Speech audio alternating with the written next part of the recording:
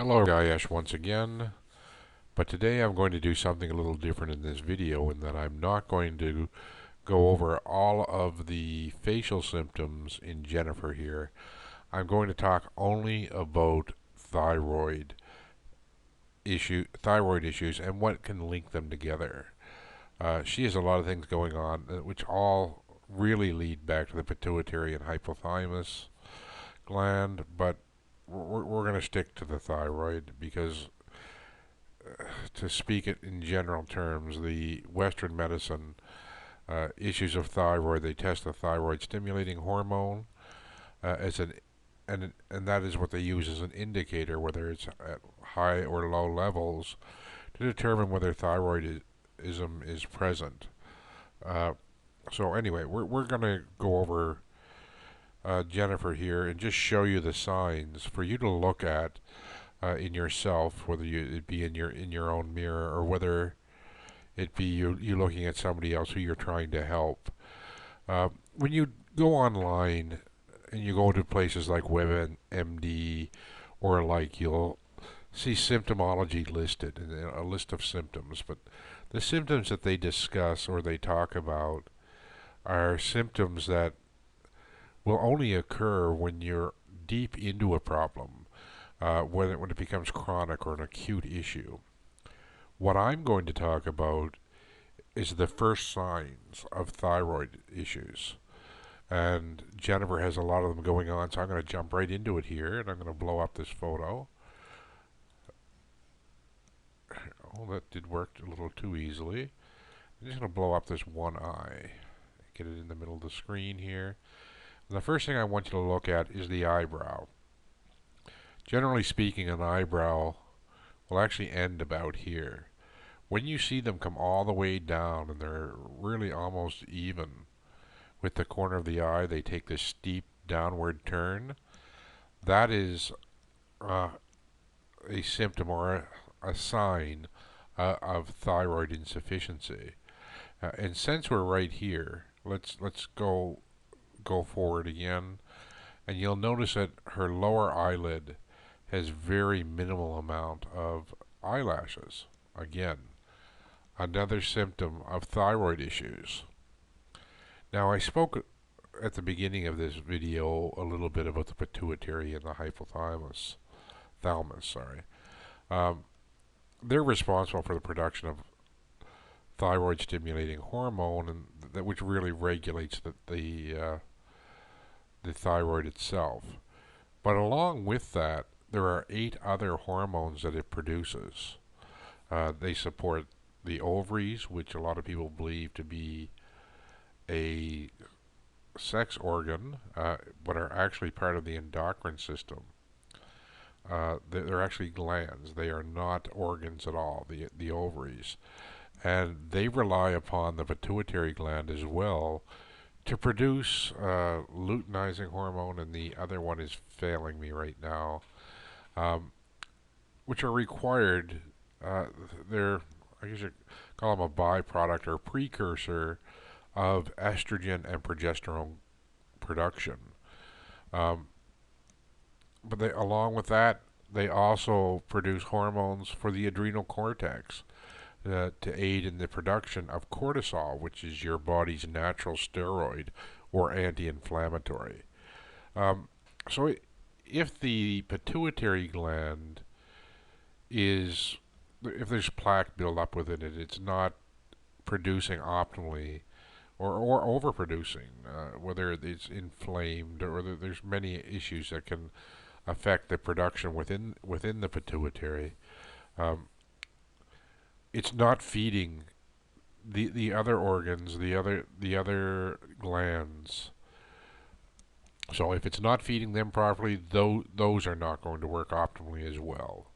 But it really all links back to the pituitary and the hypothalamus, which work together to produce these 9 hormones. I just told you about the issue of the pituitary feeding the adrenal cortex. This will, when the pituitary is not functioning properly and it's not producing enough hormones and feeding enough to the adrenal cortex, this will result in adrenal fatigue because it'd be trying to produce cortisol and it won't be capable of doing so, or not capable of keeping up. Again, adrenal fatigue. And what's the first sign of adrenal fatigue? If you look right here in the inside corner, and I've talked about this in other videos, uh, if you were to look at this, if I were to look at this in my office under a 5 or 10 times magnifying light, what I would see in this redness that is right here at the inside corner is vascular convulsions, both inflammation and rupture of the blood vessels at the inside corner of the lower eyelids. This is the first thing that will happen when adrenal fatigue is present. It's the first spot of inflammation. Is at the inside corner of the eyes, and you'll see that it's in both eyes. It's even a little more prevalent in this eye. You can see it's stronger. It's more dark red. Okay, I'm just going to zoom back out a bit here now and move forward. Now, if you take notice of the position of the eyes, you'll notice that while this eye is straight, the right eye is straight, the left eye here is slightly inturned. Now, it doesn't have to be an intern, it only has to be off-center. And consider whether it is something that's genetic that they've had since they were a child, or whether it's a new onset issue. If it's a newer onset issue, something that wasn't present as a child, it's an intern or a slight misaligned eye is often an issue of thyroid dysfunction as well. So now we're going to go down a little further. You notice the cystic acne that we have here, little pustules of acne around the mouth, the chin, and there are some along the jawline as well. Again, I talked earlier about the pituitary and its relationship to the ovaries, and the ovaries producing estrogen and progesterone. Well, what this cystic acne is a sign of, it because of the area that it's in, is hormonal imbalance, and when you see it in the chin, mouth, jawline area, you're talking about estrogen or progesterone. Once again, this is to be expected. This is ways that you can link these all together. When you see adrenal fatigue, and an offset eye, some chin acne, the minimal amounts of lower eyelashes, the eyebrows that curve straight down to the outside corners of the eyes.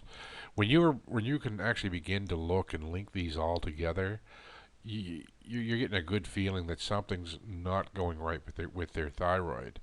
But I will go to one last issue, and it's probably the most important one. We're going to go down and we're going to look at her thyroid region itself. See how big I can blow this up. If you notice when the picture was zoomed out, that she's looking straight ahead, her shoulders are square to me, but if you look right here along this line and you look along this line, you notice that there's inflammation right here. That we're a little puffy on the lateral right of the thyroid. The thyroid, this is probably where the Adam's apple, if she were a man, you'd be able to see it much better. Adam's apple would be, the thyroid is right below it, and it's like a butterfly. It has two lobes that come outward, and the thyroid in the center. If you notice here, you notice these lines. These lines are deep, they're well creased, they're well formed lines. When you get over to this side where the inflammation is present, these are smoothing out. Like the inflammation behind the skin is actually smoothing out the lines, and they're not as deep or pronounced as they are here. And that is really a true sign. When you have inflammation of the thyroid, you can of course suspect that it is not functioning properly. So those are the signs of the early signs of thyroid issues that you really should be looking for. Forget what you're seeing on WebMD. If you have those symptoms, you're well into it. You're in a chronic or an acute stage. These signs will help you notice them early. I believe it was last year or the year before, I went through, I believe it was 200 of the female photos that I had analyzed previously, and just wanted to get a percentage of how many women here in North America actually presented with slight or early signs of thyroid dysfunction. And I came up with 86%. Now, Sarah Ash, the holistic nutritionist, who I work with, and we do some work together, she comes up with 90% with her clients. She specializes in healing the thyroid through nutrition. So she really is a specialist in thyroid dysfunction and diseases of the thyroid and how to heal them holistically. Um, One more thing that I'd like to tell you all is that, okay, yes, 86 to 90% of you ladies are going to have signs of thyroid issues. But what the problem is going to be is that you're going to go to the hospital, you're going to have a thyroid panel completed. It's going to come back probably 9 out of every 10 times or 19 out of every 20 times and tell you that your thyroid is fine. The One of the big problems when you have thyroid issues is that a thyroid that is dysfunctional is only dysfunctional intermittently. It is not constant. So in order for you to identify through blood labs that your thyroid is not working optimally, is to actually have your blood labs done while it is in a state of dysfunction. There's one thing that you can do to help with that, to help identify a good time to actually head to the blood lab or blood collection service and get your blood drawn to test your thyroid. And that is to get out your thermometer, your home thermometer that you would check your temperature with if you had the flu or a fever and you wanted to check your temperature. You would then take your temperature about 10 times per day roughly, and you would record any incidences where you had abnormal temperatures. The imperial unit is 98.6 degrees as being a norm. When you go above 99 degrees, you can think about hyperthyroidism. In hyperthyroidism, you'll sweat excessively, you'll have hot flashes almost like menopause or premenopause. When it drops down into the 97s, you'll feel cold. And that's when you hear of the symptoms of cold extremities, a cold feet, cold hands, a cold butt. Very common in people with hypothyroidism. But what you'll want to do while you're recording these is to record them over about 3 to 7 days, however long it takes you to identify a most common time of day that your core body temperature is abnormal. Because when your thyroid is in a state of dysfunction, it is going to throw your core body temperature off. So when you can identify a consistent time of day that your thyroid is in a state of dysfunction, take that time of day and get your blood collected at that time, and you should be able to find the issue, help your doctors find the issue much quicker, and help yourself much quicker. There's a lot that goes on with thyroids. Some consider it mental issues, but there's a lot of it pulls on emotion. Your hormones are imbalanced. The cold feeling, the loss of hair, the hot flashes, depending on which state you're in, hyper or hypo. There's so much, and so it can be corrected so much faster if you can help yourself identify the right time of day to go and have your blood labs tested. Anyway, that is all for now, and I hope that this video helps you all identify the early signs of thyroidism, whether it be hypo or hyperthyroidism, and helps you heal faster. See you next time. Bye-bye.